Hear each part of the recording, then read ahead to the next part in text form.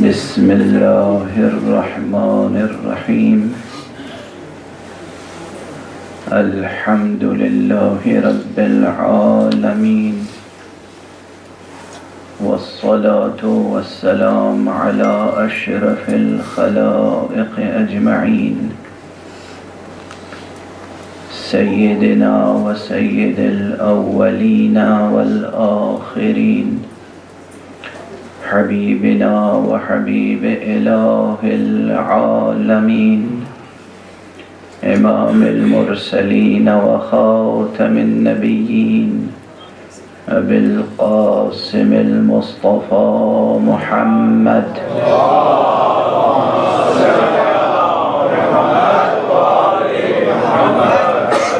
وعلى اہل بیتہ الطیبین الطاہرین الہداة المہدیین المعصومین المظلومین واللعنة الدائمة على أعداء الدين أجمعين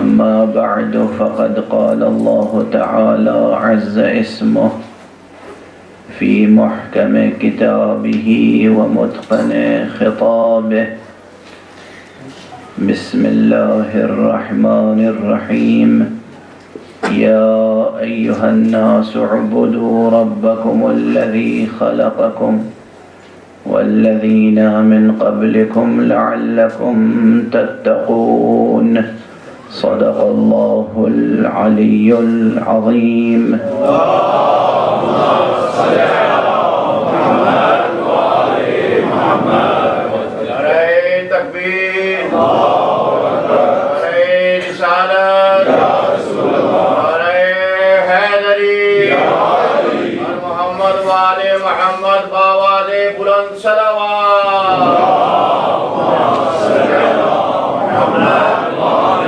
محمد۔ سورہ مبارکہ بقرہ کی یہ آیت جو بلا شبہ غرر آیات قرآنیہ میں سے ہے، گزشتہ 2 شبوں سے آپ کی خدمت میں تلاوت کرنے کی سعادت حاصل کر رہا ہوں۔ تقریب تلاوت ذکر عابد معبود نما ہے۔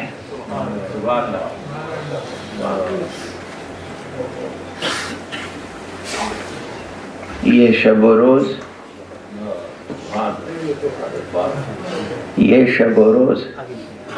ذکر امیر المؤمنین کے لیے وقف ہیں۔ اگر شب بھر انسان کوئی دعا نہ پڑھے، کوئی تلاوت نہ کرے، صرف ذکر علی کرے، تو اس کی شب کی درخشانی کا کوئی اندازہ کر سکتا ہے؟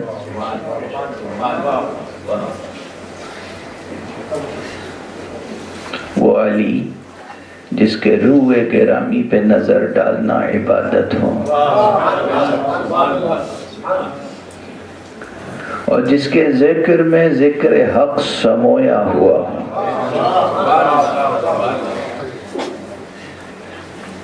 مگر ممکن ہے کہ علی ابن ابی طالب کی زندگی کا کوئی واقعہ بیان ہو اور اس میں ذکر خدا شامل نہ ہو؟ کیا یہ ممکن ہے کہ امیر المومنین کی زندگی کا کوئی واقعہ بیان ہو اور اس میں ذکر رسول شامل نہ ہو؟ کیا یہ ممکن ہے کہ علی کا سونا ذکر کیا جائے اور اس میں ذکر خدا اور رسول شامل نہ ہو؟ کیا یہ ممکن ہے کہ علی کا بیدار ہونا بیان کیا جائے اور اس میں ذکر خدا اور رسول شامل نہ ہو؟ کیا یہ ممکن ہے کہ علی کی جنگ بیان کی جائے اور اس میں ذکر خدا اور رسول شامل نہ ہو؟ اور کیا یہ ممکن ہے کہ علی کی صلح بیان کی جائے اور اس میں ذکر خدا اور رسول شامل نہ ہو؟ نہ صرف یہ کہ حیات طیبہ امیر المومنین علی ابن ابی طالب کے ہر واقعے میں ذکر حق سمویا ہوا ہے، اس کے ساتھ ذکر حق شامل ہے، ذکر خدا شامل ہے، ذکر رسول شامل ہے، بلکہ ان کا ذکر اس ذکر کے اجمال کی تفصیل بن جاتا ہے۔ جو بات وہاں مجمل ہے یہاں مفصل نظر آتی ہے، تو اسے ہماری دیوانگی نہ سمجھیے گا، یہ مجذوب کی بڑھ نہیں آئے کہ پوری شب قدر بھی اگر ذکر علی میں صرف ہو جائے تو اس سے بڑا صرف نہیں آئے۔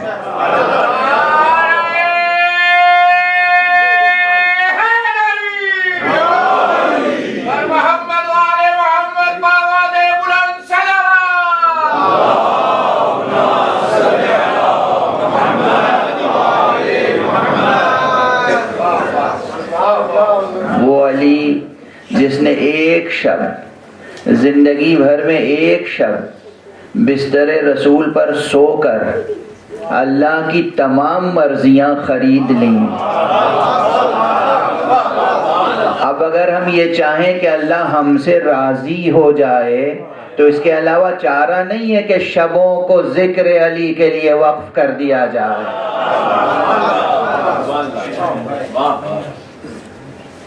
خدا کی قسم میں بار بار عرض کرتا ہوں، اور میں کیا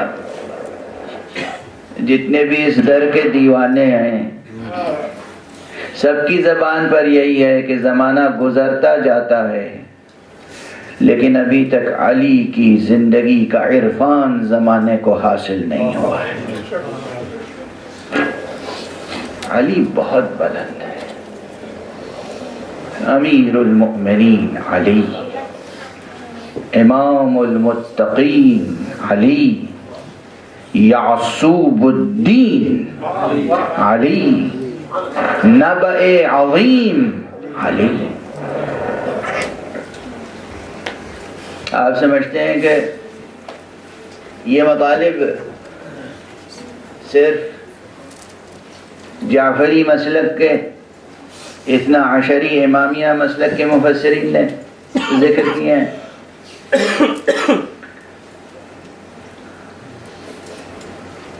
کل تقریر کے بالکل اختتام پر میری زبان پہ ایک روایت آ گئی تھی جو امام المفسرین، واقعی ان کی تفسیر کا مطالعہ کیجئے تو اندازہ ہوتا ہے کہ امام المفسرین ہے، امام ثعالبی، امامیہ نہیں ہے، شیعہ اثنا عشری نہیں ہے اصطلاحاً، بہت ضخیم تفصیلی تفسیر ہے۔ اس میں سورہ مبارک زخرف، سورہ مبارک زخرف جس کی چند آیتوں کی تفسیر اس منبر پر بیان کرنے کا شرف حاصل کر چکا ہوں، سورہ زخرف کی 45ویں آیت کی تفسیر میں وہ ذکر کرتے ہیں علامہ ثعالبی، سن وفات ہے 427 ہجری، 427 ہجری، نیشا پوری ہیں، تصوف میں بھی بڑا پایہ رکھتے ہیں، عرفان و تصوف کے امام ہیں، تفسیر کے امام ہیں، ادب کے امام ہیں۔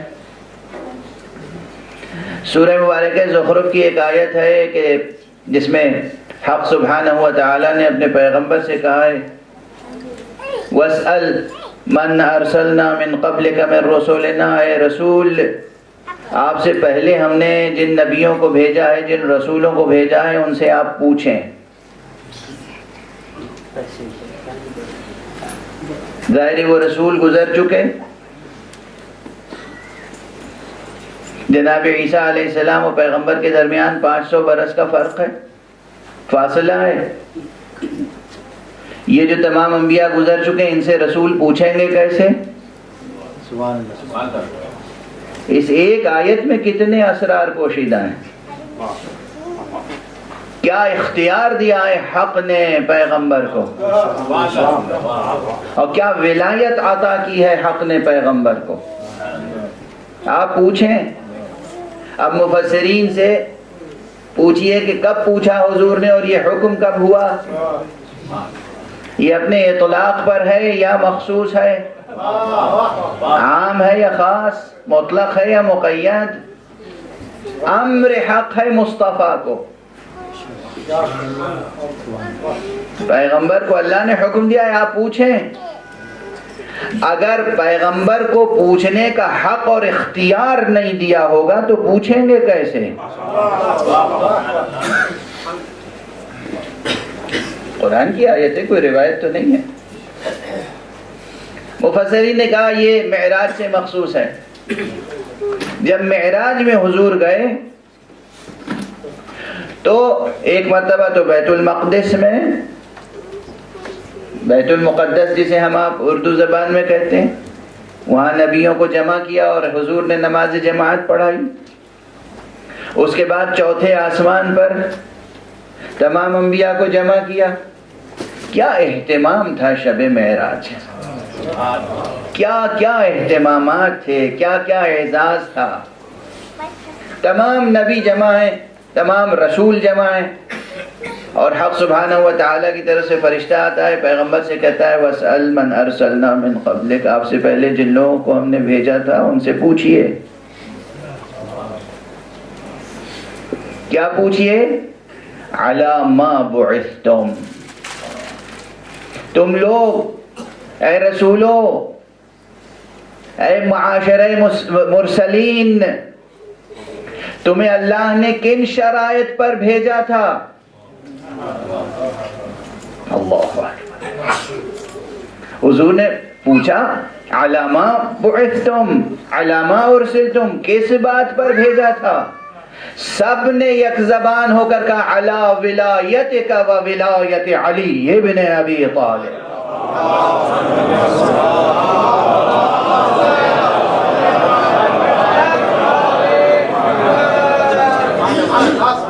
یعنی آدم کو مبعوث.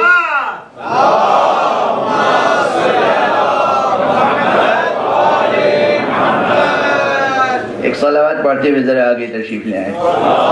صلوات پڑھیں ذرا آگے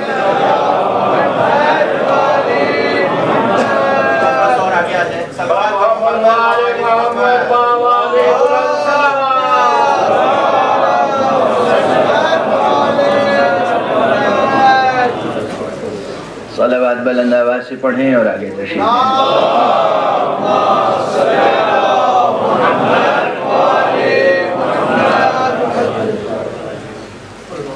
ایک اور صلوات پڑھیں محمد.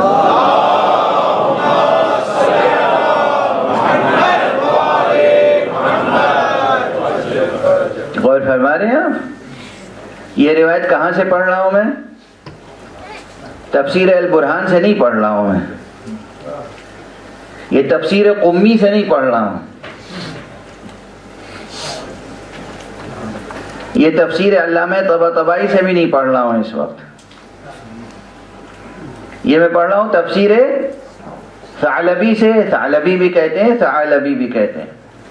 تفسیر ثعلبی کی یہ روایت کل میں نے عرض کی تھی، آج مکرر عرض کی ہے، اس لیے کہ روایت شیریں ہیں. روایت میں تعمق شرط ہے، روایت میں تعمق شرط ہے. بس جملہ اتنا سے علی ما بعثتم، کس چیز پر تم مبعوث کیے گئے. علی ما بعثتم، اس جملے کے کتنے ترجمے ہو سکتے ہیں؟ کس چیز پر تم مبعوث کیے گئے. اس کا ایک مفہوم یہ ہے کہ تمہیں جو نبوت دی گئی، رسالت دی گئی، اس کی شرطیں کیا تھیں. یا یہ بھی مفہوم ہو سکتا ہے کہ تمہیں جو بھیجا گیا تو کیا پیغام دینے کے لیے بھیجا گیا تھا. غور فرما رہے ہیں؟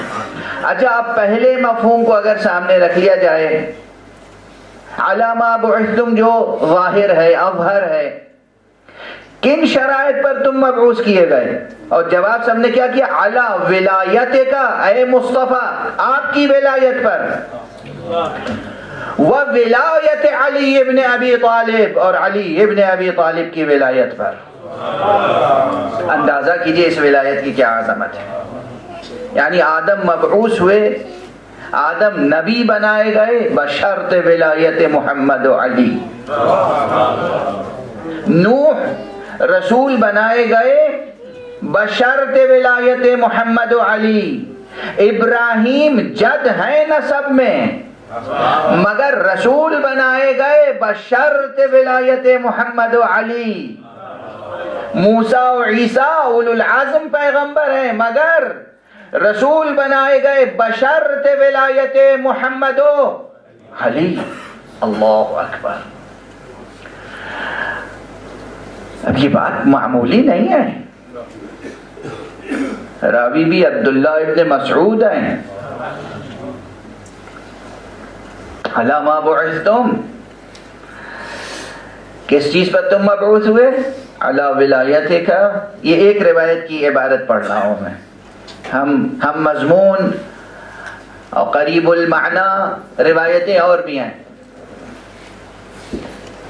ولایت کا لفظ اور ولایت کے تقاضے ذہن میں رہیں، اور اس کے بعد پھر سوچیں کہ علی ما بعثتم، تم کس بات پر مبعوث ہوئے؟ جواب علی ولایت کا، آپ کی ولایت پر، و ولایت علی ابن ابی طالب، اور علی ابن ابی طالب کی ولایت پر۔ اس کے معنی ہے کہ یہ انوار موجود تھے، ان کی ولایتیں ثابت تھیں، نبی کی نبوت ثابت تھی، علی کی ولایت ثابت تھی۔ یعنی اس روایت سے بھی تصدیق ہوتی ہے ان دونوں ارشادات کی جہاں پیغمبر نے فرمایا کنت نبیا وآدم بین الماء والطین، میں اس وقت بھی نبی تھا جب آدم آب و گل کے درمیان تھے، اور وسیع نے کہا کنت ولیا وآدم بین الماء والطین، میں اس وقت بھی ولی تھا جب آدم آب و گل کے درمیان تھے۔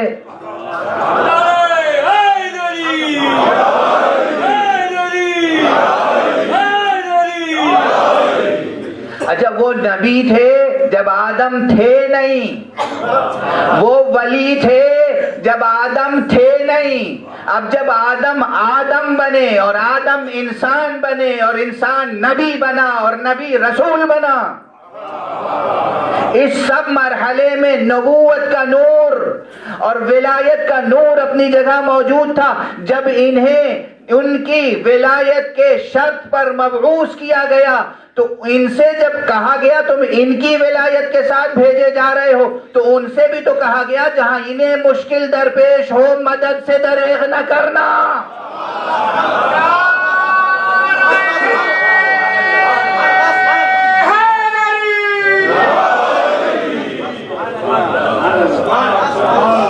اب آپ اسے مبالغہ سمجھتے ہیں یا غلو؟ آدم جب مشکل میں تھے تو مدد کرنے والے کا نام علی تھا، نوح جب مشکل میں تھے تو مدد کرنے والے کا نام علی تھا، ابراہیم جب مشکل میں تھے تو مدد کرنے والے کا نام علی تھا، موسیٰ و عیسیٰ جب مشکلات سے دوچار ہوئے تو مدد کرنے والے کا نام علی تھا۔ نہ یہ غلو ہے نہ دیوانگی ہے، یہ ان کے عہد رسالت کا تقاضا ہے۔ اور یہ اہتمام الہی ہے، یہ اہتمام الہی ہے۔ فخر کرو شیعیان علی کہ تم علی کے شیعہ، فخر کرو۔ اور اس ایک اعزاز کی کوئی قیمت نہیں ہے۔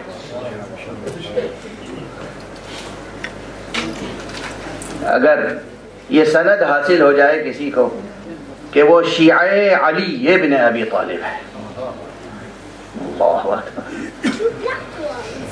کیا مرتبہ ہے، کیا مقام ہے علی کا شیعہ ہونا۔ بس میں افسوس کے ساتھ عرض کر سکتا ہوں کہ سامنے وقت میں گنجائش نہیں ہے۔ اب یہ ان ملکوں کا تقاضا ہے، یہاں کے شب و روز کی محدودیتیں۔ روایات اٹھا کر دیکھیں کہ خود روایتوں میں معصومین علیہم الصلوۃ والسلام نے لفظ شیعہ کی کس قدر تفسیر کی ہے۔ کسی نے آ کے سامنے کہا کہ اے مولا ہم آپ کے شیعوں میں سے ہیں، کہا خبردار یہ زبان پہ کلمہ نہ لانا، کیسا بڑا دعویٰ کرتے ہو، شیعہ ہونا بڑی منزلت ہے، شیعہ ہونا بڑا مقام ہے، ہاں یہ کہو ہمارے چاہنے والوں میں سے ہو،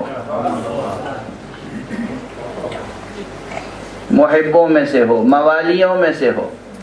شیعہ تو ہمارے معلوم ہے کون ہے، کس پائے کے ہونے چاہیے۔ شیعہ تو ہمارے وہ ہیں جنہیں قرآن نے کہا ہے وَإِنَّ مِن شِيعَتِهِ لَإِبْرَاهِيمَ، ان کے شیعوں میں سے تو ابراہیم ہے۔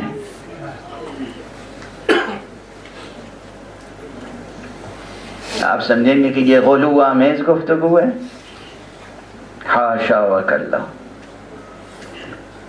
پھر عرض کر رہا ہوں فخر کریں، اور اگر بندگی حق کا حق ادا کرنا ہے تو ان کی سیرت زندگی پہ غور کریں۔ یا ایھا الناس اعبدوا ربکم الذی خلقکم، اے انسانو اے انسانو اے انسانو، اپنی زندگیوں کو، اپنے آپ کو ڈھال دو مشیت حق کے سانچے میں، ڈھال دو۔ میں یہ کیوں کہہ رہا ہوں؟ اگر سادہ سا ترجمہ کر دوں تو واقعاً آیت کا حق ادا نہیں ہوگا۔ اے انسانوں عبادت کرو، چونکہ اب جا کر عبادت کے معنی بس یہ ہو گئے ہیں، یعنی نماز پڑھو، روزہ رکھو،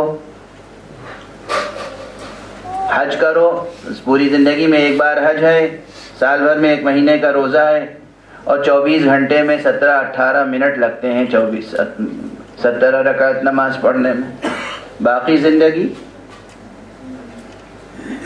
پوری زندگی اگر مشیت حق کے سانچے میں ڈھل جائے تب اس آیت کا حق ادا ہوگا۔ اعبدو، کیوں کہہ رہا ہوں یہ ترجمہ، اس پہ زور کیوں دے رہا ہوں؟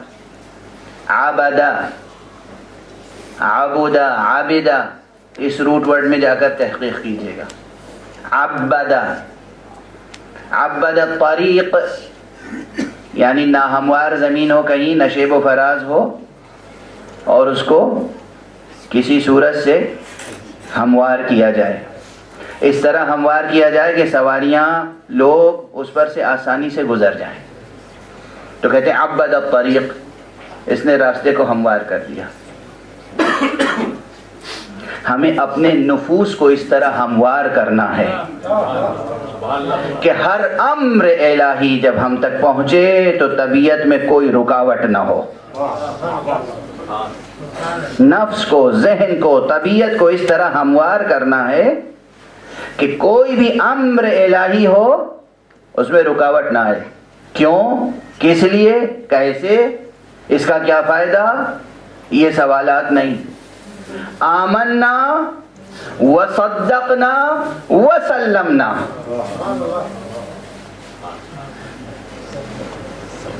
تسلیم، سر بسر تسلیم۔ اپنی صلاحیتوں کو بھی نہ دیکھیں،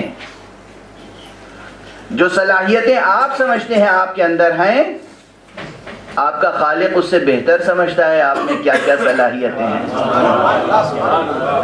آپ میں کیا کیا امکانات پوشیدہ ہیں، وہ زیادہ جانتا ہے آپ سے بڑھ کر۔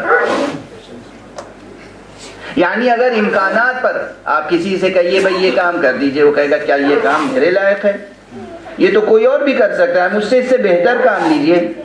ہوتا ہے یا نہیں اکثر زندگی میں؟ حق کے معاملے میں یہ رویہ نہ رکھیے گا۔ امام کا کوئی پیغام آ جائے، رسول کا کوئی حکم آ جائے تو یہ زبان پہ نہ ہو مجھ سے کوئی اور کام لے لیجئے۔ غور ہمارے یہاں، اور اس لیے اب جملہ عرض کر رہا ہوں، کہ خدا کی قسم امیر المؤمنین امام المتقین یعصوب الدین علی ابن ابی طالب علیہ السلام کی زندگی یہی راز سکھاتی ہے، یہی انداز سکھاتی ہے، یہی اسلوب سکھاتی ہے۔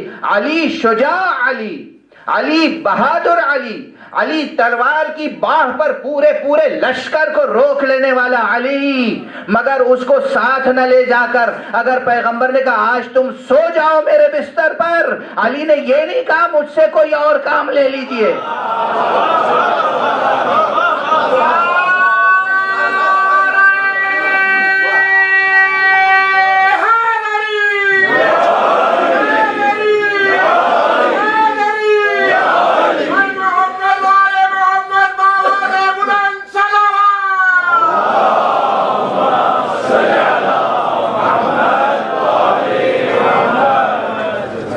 رسول اللہ یہ آپ کیا کہہ رہے ہیں؟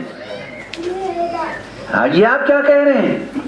ارے میں آپ کے ساتھ چلوں گا، آپ کو دشمنوں سے بچاؤں گا، میں آپ جانتے ہیں راتوں کو سوتا نہیں ہوں، عبادتیں کرتا ہوں۔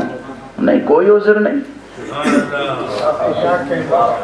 کوئی عذر نہیں، بس اتنا پوچھا میرے سو جانے سے آپ محفوظ رہیں گے، بس یہ نہیں پوچھا کہ ضمانت دیجئے کہ میں محفوظ رہوں گا۔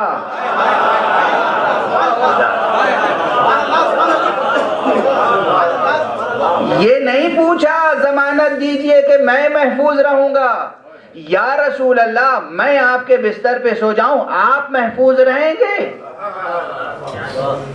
کہا یا علی میں محفوظ رہوں گا، بس اطمینان کے ساتھ رسول کی چادر اوڑھ کر، رسالت کی ردا اوڑھ کر ولایت سو گئی۔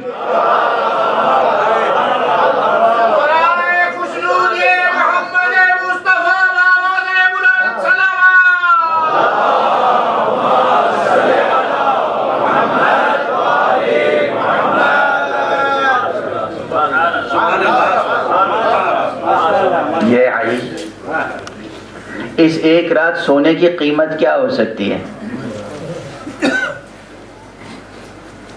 اندازہ کیجیے۔ اچھا، دو چیزوں میں سے کیا اہم ہے؟ بندوں کی بندگی یا رب کی رضا؟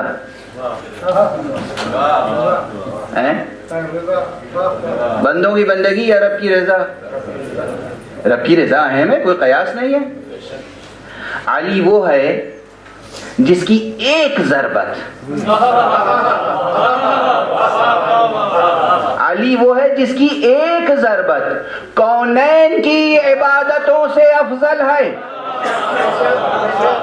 عبادت ثقلین سے افضل ہے، بنص رسول، بشہادت رسول، رسول نے گواہی دی ہے۔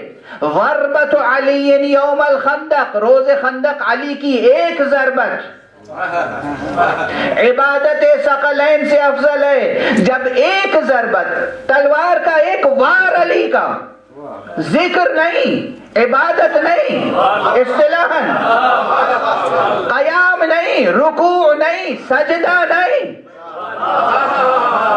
تلاوت نہیں، روزہ نہیں، علی کی ایک تلوار کی وار، علی کا ایک وار تلوار کا، ایک ضربت علی کی دونوں جہان کے تمام بندگی کرنے والوں کی بندگیوں سے افضل ہے۔ تو جب پوری شب علی سوئیں گے تو اس شب کی قدر و قیمت پہچانے اور اس نیند کی قیمت پہچانے، پھر کوئی شے ممکن نہیں ہے سوائے مرضات الہیہ کے۔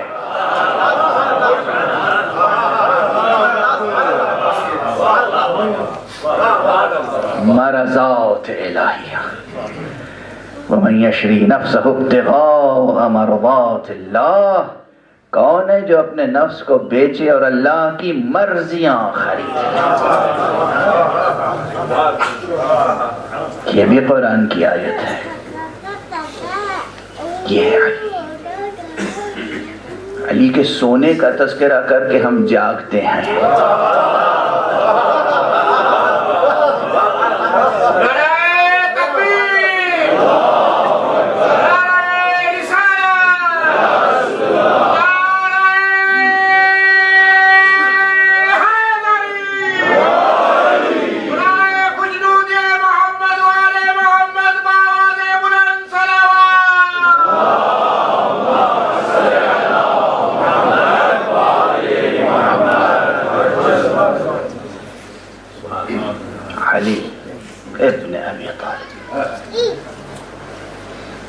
کس طرح پوری زندگی بسر کی، کس طرح نبیوں کی مدد کی.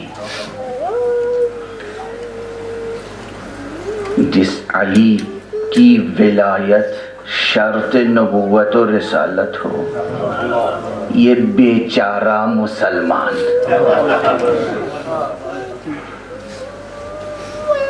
اس علی کی ولایت کو قبول کیے بغیر بہشت کی آرزو کرتا ہے.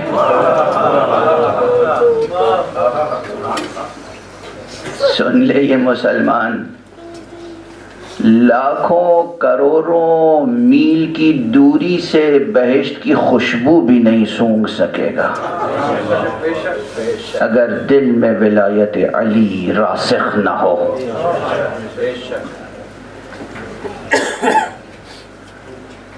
ولایت علی ابن ابی طالب نظام ربوبیت کا جوہری عنصر ہے.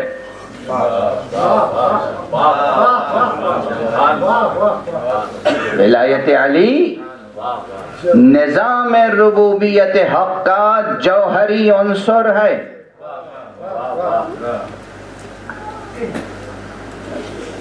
اور وہ علی جس نے نبیوں کی مدد کی جب اس دنیا میں نہ تھا،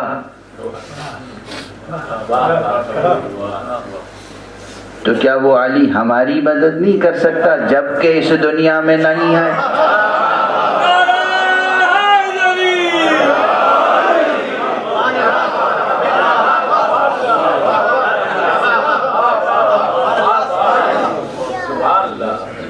بظاہر اس دنیا میں نہیں تھے نا، نور کے عالم میں تھے، نور تھے اور نور کے عالم میں تھے، یا یہ کہوں کہ وہ اپنے ہی عالم میں تھے. وہ اس وقت اپنے ہی عالم میں تھے، اور جب علی اپنے عالم میں ہو تو پھر ہر عالم کی مدد کر سکتے ہیں.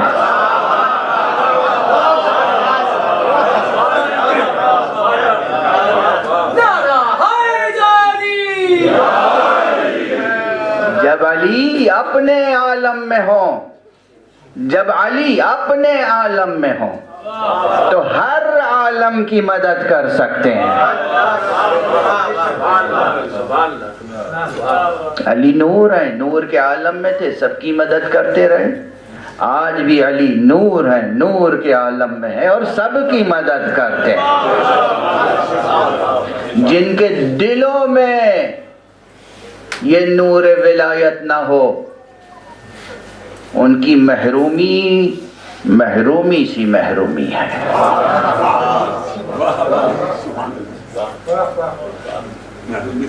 ہم بھی دیکھیں گے اور وہ بھی دیکھیں گے جب جشن حشر منعقد ہوگا.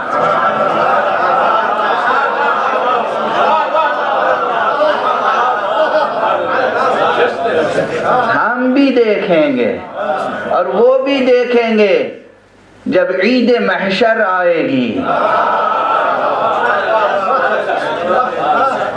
ہم بھی دیکھیں گے اور وہ بھی دیکھیں گے کہ جب واقعاً قیامت قائم ہوگی، میزان قائم ہوگی، اور علی کا اس وقت وہ جلوہ سامنے ہوگا جس کے لیے رسول نے بھی کہا ہے اور خود علی نے فرمایا ہے کہ وہ ہے قسیم نار و جنت. علی قسیم نار و جنت. بس گفتگو کو سمیٹوں، آپ پھر ایک حوالہ دے دوں کہ کسی نے جا کر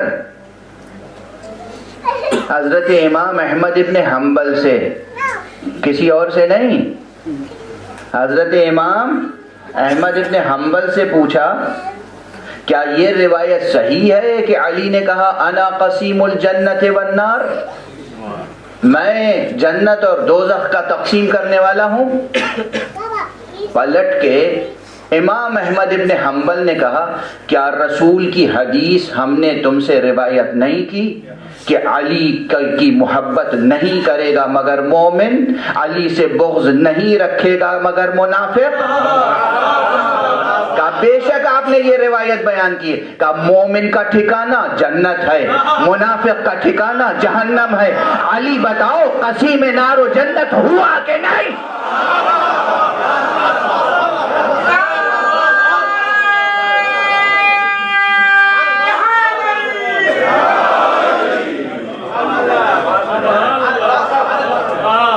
اگر کوئی امام احمد ابن حنبل جیسی شم فقاہت اور شم روایت رکھنے والا ہو تو اس کے لیے رسول کی اور علی کی حدیث کی ضرورت نہیں ہے، وہ اپنی فطری سلامت روی کے ساتھ درک کرتا ہے کہ علی قسیم نار و جنت ہے۔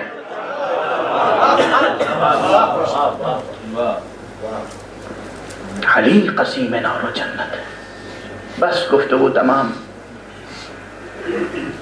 باقی گفتگو انشاءاللہ کل آخری مجلس ہے، یعنی اس سلسلے کی، ورنہ ہماری مجلسیں آخر کبھی نہیں ہوں گی۔ ہم تو حشر میں بھی مجلس برپا کریں،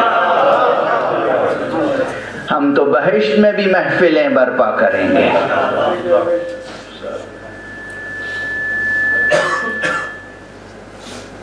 آج کی تاریخ، آج کی یہ شب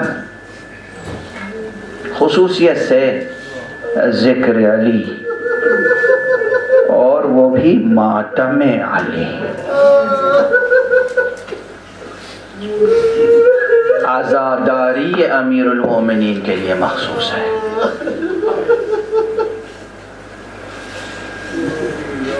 علی کے سر مبارک پر ایک پٹی بندھی ہوئی ہے،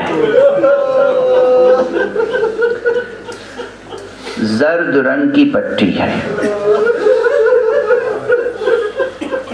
اور زہر جسم میں اتنا اثر کر چکا ہے کہ جسم مبارک کا رنگ بھی زرد ہو گیا۔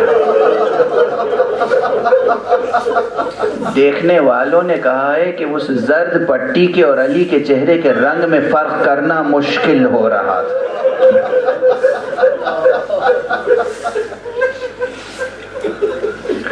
اس عالم میں بھی علی امام المتقین علی، یعصوب الدین علی، قاتل المشرکین علی، مگر اس وقت کیا کیفیت ہے؟ علی کی کیا کیفیت ہے؟ کل میں نے عرض کیا تھا علی اس کیفیت میں بھی جب دوست آتے ہیں کہتے ہیں سلونی سلونی، پوچھو پوچھو مجھ سے، پوچھو جو پوچھنا چاہو پوچھو، قبل ان تفقدونی، قبل اس کے کہ میں تمہارے درمیان نہ رہ جاؤں۔ یہ جو فقرہ ہے نا قبل ان تفقدونی، یہ خاص اس رات میں کہا تھا۔ سلونی کی دعوت تو کئی بار دی ہے علی نے، جب سے چشم مبارک پیغمبر بند ہوئی، جب سے حضور نے یہاں سے غیبت فرمائی اس دنیا سے، اور جب سے ولایت علی کا ظاہری سلسلہ شروع ہوا، مدینے میں، مکے میں، بصرے میں، کوفے میں، مدائن میں، بار بار جہاں جہاں علی کو مجمع مناسب معلوم ہوا اس دعوت سلونی کے لیے، علی نے سلونی کی دعوت کی، پوچھو مجھ سے پوچھو۔ کبھی کہا پوچھو مجھ سے، اس لیے کہ یہاں ہاں ہونا علماً جمع، یہاں علم ہے، علم، اور یہ ہاں ہونا لعاب رسول اللہ، یہ لعاب رسول خدا ہے، یہاں علم کا خزانہ ہے، یہ علوم ختم نبوت ہے میرے سینے میں، پوچھو جو جی چاہے پوچھو۔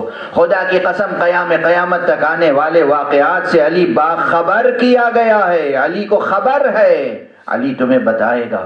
کبھی قرآن کے بارے میں کہا سلونی سلونی، پوچھو مجھ سے پوچھو قرآن کے بارے میں، کوئی آیت ایسی نہیں ہے جس کے بارے میں میں تمہیں نہ بتاؤں کہ کہاں نازل ہوئی، صحرا میں نازل ہوئی یا پہاڑ پر نازل ہوئی، شب میں نازل ہوئی یا دن میں نازل ہوئی، مختلف مواقع پر مختلف انداز سے سلونی کی دعوت کی ہے۔ مگر یہ فقرہ خاص آج کی رات کہا تھا، اس لیے دیکھو اس فقرے میں بھی چاہنے والے با معرفت جب سنتے ہیں تو ان کے دل میں ٹیس اٹھتی ہے۔ سلونی قبل ان تفقدونی، پوچھ لو قبل اس کے کہ مجھے کھو دو، پوچھ لو قبل اس کے کہ میں تمہارے درمیان نہ رہوں۔ کیا ابلتا ہوا چشمہ ہے، چشمہ علم الہی، اور صرف چشمہ علم الہی نہیں، رافت، رحمت۔ یا امیر المومنین علی بن ابی طالب ہے، جب مسجد سے زخم خوردہ گھر پہ تشریف لائے ہیں، لوگوں کے آنے کا سلسلہ شروع ہوا اور پھر کچھ ہی دیر میں قاتل دستگیر کر کے لایا گیا۔ ابن ملجم شقی اشقى الاولین والآخرین، سامنے قاتل ہے جس نے سر مبارک کو زخمی کیا ہے، یہ شخص سامنے کھڑا ہوا ہے، دستگیر ہے۔ امام علیہ الصلوۃ والسلام نے اسے دیکھا اور پھر اپنے بیٹے امام حسن سے کہا تم دیکھتے نہیں ہو یہ لرز رہا ہے۔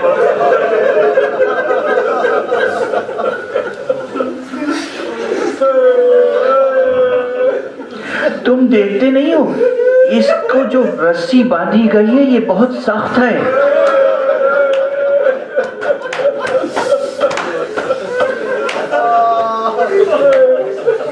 کھول دو رسی، اب یہ تمہاری قید میں ہے،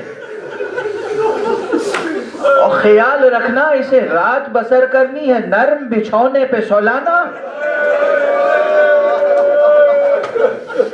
اسی دوران امام کے سامنے ایک پیالہ شربت کا لایا گیا، کہا یہ شربت اس قاتل کو پلا دو، یہ مجھ سے زیادہ پیاسا معلوم ہوتا۔ یا علی،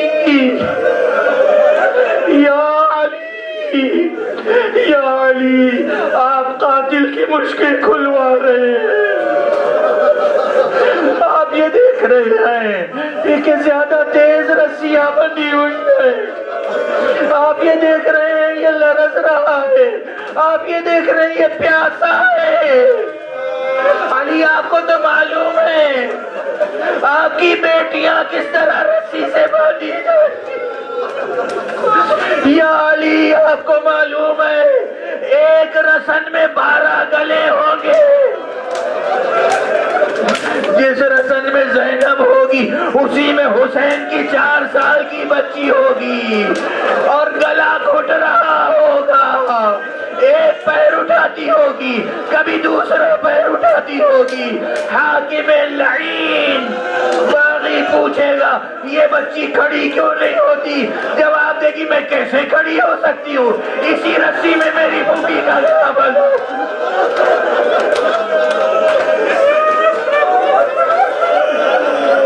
یا علی آپ دیکھ رہے قاتل پیاسا ہے، آپ کو معلوم ہے حسین کربلا میں پیاس کے عالم میں ہونٹ چبا رہا ہوگا، ایڑیاں رگڑ رہا ہوگا، اور تاریخ لکھے گی قتل الحسین عطشانا۔